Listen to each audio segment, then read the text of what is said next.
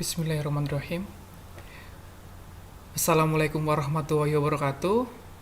Kita kali ini masuk pada sesi kedua, praktikum perancangan peraturan perundang-undangan atau ilmu perundang-undangan, yang dalam kesempatan kali ini ada dua materi yang kami akan paparkan. Yang pertama adalah ragam bahasa, dan yang kedua adalah teknik pengacuan dalam penyusunan peraturan perundang-undangan. Kedua teknik ini atau kedua materi ini merupakan materi dasar atau materi penting ketika nanti kita menyusun produk hukum, baik itu undang-undang, perda, ataupun bahkan peraturan desa sekalipun. Ketika kita menyusun produk hukum itu tidak terlepas atau tidak dapat dilepaskan dari dua materi dasar ini atau dua teknik dasar ini. Gitu. Kenapa penting? Karena dalam kita menyusun produk hukum itu ada ketentuan-ketentuan yang itu mengharuskan kita untuk ditaati gitu, agar tidak terjadi sebuah cacat formil ataupun cacat secara material atau substansi dalam muatan materinya itu atau normanya itu. Sebagai contoh misalnya yang belakangan ini hangat kita bincangkan atau ruang publik bincangkan, seperti kesalahan dalam Undang-Undang Cipta Kerja secara teknik penyusunan peraturan perundang-undangan itu, kalau tidak salah ada di pasal 5 kalau nggak 6, itu pada intinya pasal yang itu nggak ada ayatnya kemudian muncul ayatnya. Nah itu contoh cacat formil ya dalam suatu produk hukum. Nah, kenapa kita penting untuk mempelajari dua materi ini? Nah, untuk menghindari cacat-cacat seperti itu. Gitu. Jadi ada asas-asas yang kita patuhi dalam menyusun produk hukum. Gitu. Nah, yang pertama adalah ragam bahasa. Kenapa penting dibahas ragam bahasa? Karena bahasa dalam undang-undang itu sendiri dia memiliki kekhasan masing-masing. Dia itu dibandingkan dengan karya-karya ilmiah yang lain, dia memiliki bahasa yang itu punya ciri khas tersendiri gitu. Jadi artinya bahasa undang-undang itu dia khas gitu. Kenapa khas? Karena dia memiliki kejelasan pengertian, tegas dia itu, dan dia cenderung baku dan tidak boleh kayak bahasa-bahasa kiasan itu nggak boleh. Artinya bahasa undang-undang itu harus dia tegas. Selain tegas dia harus jelas, gitu. Nah karena tegas dan jelas, tentu kita menggunakan bahasa yang kita tunduk pada aturan-aturan nasional. Dalam hal ini adalah KBBI misalnya, ketentuan kaidah-kaidah bahasa Indonesia yang baik dan benar itu. Nah, namun dalam bahasa undang-undang pun kadang ada beberapa bahasa yang emang dia khas gitu. Mungkin teman-teman misal pernah dengar mengenai sering ada kata-kata mutatis mutandis, itu kan bahasa-bahasa yang itu muncul karena sering digunakan dalam undang-undang itu. Ada masih beberapa contoh lainnya.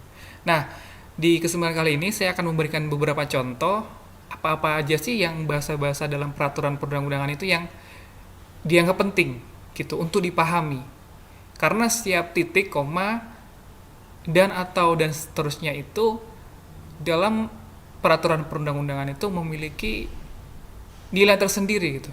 Memiliki sebuah hal yang penting gitu. Karena koma aja punya arti, titik aja punya arti. Nah, itu pentingnya kita belajar ragam bahasa dalam teknik penyusunan peraturan perundang-undangan. Yang pertama saya contohkan ada kata meliputi. Jadi kata meliputi ini nanti ketika kalian find atau search dalam undang-undang itu sangat banyak kalian temukan. Tapi bukan tanpa arti. Kata meliputi itu dia juga ada artinya. Ada meliputi atau tidak meliputi, itu kan ada gitu. Nah, dalam bahasa hukum atau bahasa undang-undang itu kata meliputi itu digunakan untuk memperluas pengertian. Pengertian apa? Pengertian kata atau istilah. Jadi meliputi itu ya misal kamu sebagai mahasiswa hukum juga kan meliputi mahasiswa lain di kelas-kelas lainnya. Contoh sederhananya kayak gitu. Artinya meliputi itu eh, dia lebih coraknya memperluas arti. Bisa disebut juga sebagai apa ya? Secara umum itu sudah diketahui juga gitu loh. Gitu. Sebaliknya, kalau tidak meliputi berarti dia membatasi. Misal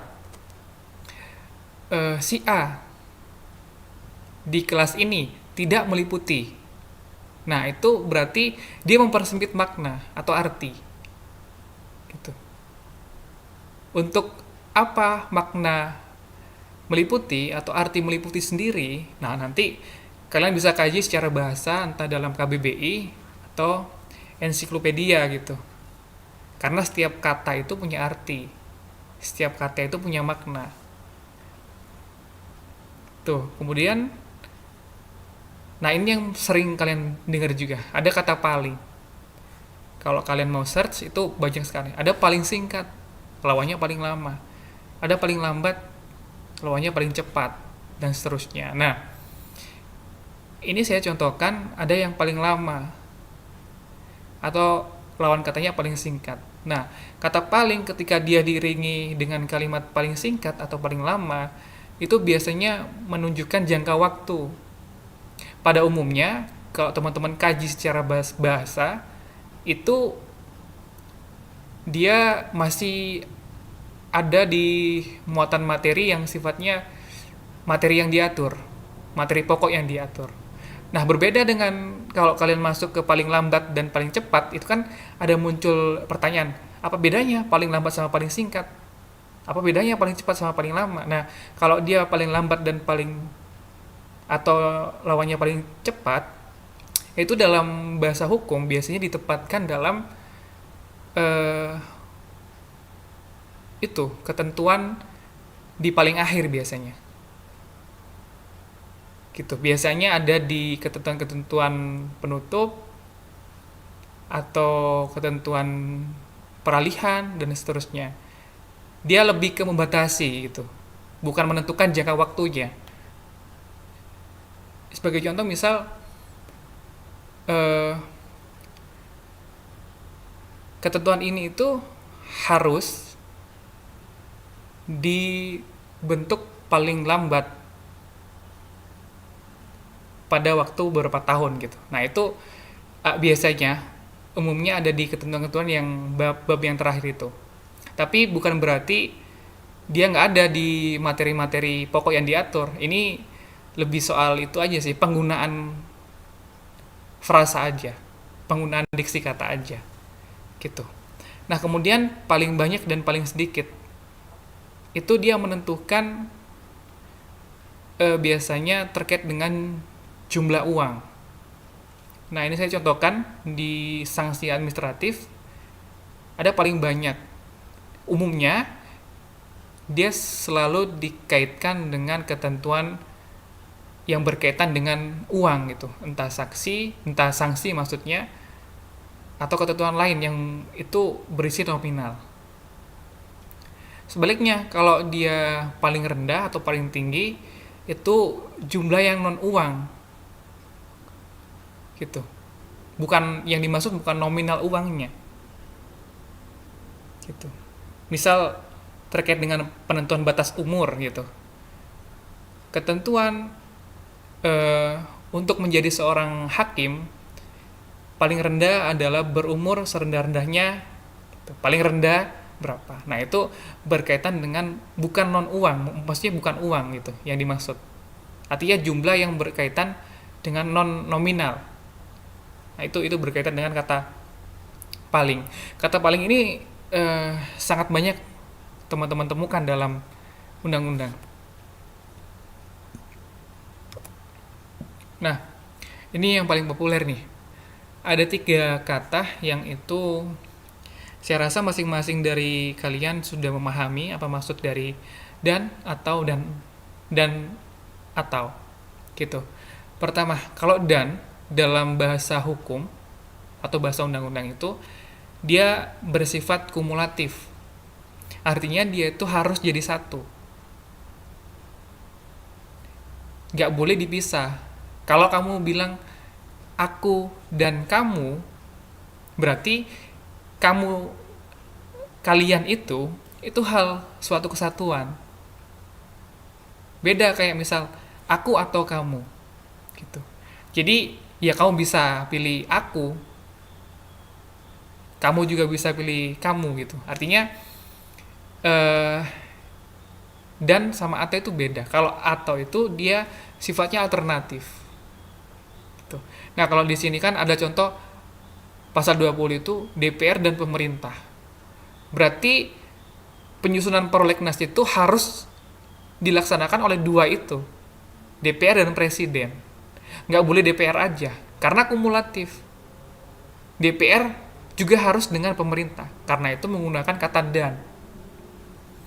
Beda kalau di pasal 43, rancangan undang-undang itu dapat berasal atau diusulkan oleh DPR atau presiden. Nah, karena sifatnya atau alternatif, bisa DPR yang mengusulkan atau presiden yang mengusulkan. Nah, itu terkait dengan kata atau. Nah, kemudian ada juga kata-kata yang paling sering kalian temukan di undang-undang, kata dan atau. Dan atau ini memiliki sifat yang kumulatif juga alternatif. Karena kamu juga bisa dua-duanya atau milih satu. Nah, contoh misal di pasal 96 ini, masyarakat berhak memberikan masukan secara lisan dan atau tulisan dalam pembentukan peraturan perundang-undangan. Nah, jadi kita sebagai masyarakat itu bisa melakukan usul dalam pembentukan peraturan perundang-undangan itu bisa dalam bentuk lisan, pertama ya, lisan aja itu boleh. Atau tulisan aja itu boleh. Atau dua-duanya, lisan dan tulisan itu boleh. Nah, itu yang saya maksud sebagai dan atau. Jadi sifatnya alternatif juga kumulatif gitu. Nah, ini sederhana ya. Jadi bisa dipahami saya rasa, dan itu masing-masing punya arti dan konsekuensinya tentu besar dalam penyusunan peraturan perundang-undangan itu. Makanya harus ketat.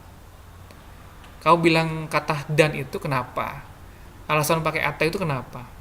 Nah, itu konsekuensinya sangat besar. Karena nanti berkaitan dengan pelaksanaan daripada ketentuan norma itu. Nggak boleh sampai salah. Nah, kita masuk dalam teknik pengacuan. Teknik pengacuan itu untuk apa sih? Atau apa sih yang dimaksud teknik pengacuan itu? Sederhananya gini, teknik pengacuan itu digunakan untuk menghindari pengulangan sebuah rumusan atau norma. Bayangkan saja ketika kita menyusun undang-undang atau produk hukum, itu kita tidak menggunakan teknik pengacuan. Dan teknik pengacuan itu kuncinya ada di mana? Ada kata di sebagaimana dimaksud. Kuncinya ada di situ. Bayangkan misal kamu buat norma nih, atau pasal di pasal-pasal pertengahan, misal pasal 20, tapi kamu ingin sebut lagi tuh pasal di pasal, misal pasal 3. Misal ketentuan mengenai izin lingkungan sebagaimana dimaksud dalam pasal 2 diatur sebagai berikut. Nah, itu kalau kamu nggak pakai sebagaimana dimaksud, kamu sebut lagi tuh pasal dalam ketentuan pasal sebelumnya itu yang ingin kamu kutip tadi awal tadi itu. Nah, itulah kita penting untuk menggunakan teknik pengacuan. Dan saya juga sebutkan di atas tadi itu, di awal tadi itu kayak kesalahan penulisan kayak yang dilakukan oleh pembentuk undang-undang dalam hal undang-undang cipta kerja. Itu kan kesalahan terkait dengan teknik pengacuan. Bagaimana mungkin seorang pembentuk hukum itu tidak mengerti norma pasal dalam pasal itu tidak ada ayat, tapi disebutkan ayat kemudian. Pasal 5 itu nggak ada ayat, cuma isinya norma aja. Kok pasal 6 kemudian sebagaimana dimaksud dalam ayat 5? atau pasal 5 ayat 1. Nah, itu kan sangat-sangat aneh gitu loh. Nah, itu pentingnya untuk teknik acuan. Teknik acuan itu harus juga digunakan dengan benar. Artinya yang kamu sebagai buat sanduran itu ada atau tidak, benar atau salah. Kalau itu pasal, ya sebutkan pasal. Dia bentuknya ayat atau angka di situ. Nah, itu harus mengerti. Ya, sekali lagi pada intinya teknik pengacuan itu berkaitan dengan kita untuk mempermudah pengulangan atau kita mau sandurkan apa ya kalau bahasa saya itu merujuk ulang pasal yang di sebelumnya itu. Gitu. Nah, saya contohkan di pasal 7 yang paling populer. Di ketentuan ayat 2-nya disebutkan bahwa ketentuan hukum peraturan perundang-undangan sesuai dengan hierarkis bagaimana dimaksud pada ayat 1. Jadi, pasal 2 ini, pasal 7 ayat 2 ini, dia merujuk pada pasal 7 ayat 1. Bayangkan kalau tidak ada kata sebagaimana dimaksud, atau tidak menggunakan kata sebagaimana dimaksud. Tentu akan diulang semua isi dari pasal 7 ayat 1 itu. Itu yang dimaksud sebagai kata sebagaimana dimaksud. Dan pentingnya dalam teknik penyusunan peraturan perundang-undangan. Kurang lebih itu yang bisa kami sampaikan terkait dengan materi yang kedua berkaitan dengan ragam bahasa dan teknik pengacuan dalam penyusunan peraturan perundang-undangan. Nanti terkait dengan teknis bagaimana penugasan, bagaimana penilaian, nanti akan disampaikan lebih lanjut di grup atau kelas Edmodo masing-masing oleh instruktur yang bertanggung jawab seperti itu. Nanti ketika ada pertanyaan, sangat terbuka untuk bertanya melalui komentar dalam video ini atau bertanya langsung kepada instruktur yang mengajar. Seperti itu. Kurang lebihnya mohon maaf. Terima kasih. Assalamualaikum warahmatullahi wabarakatuh.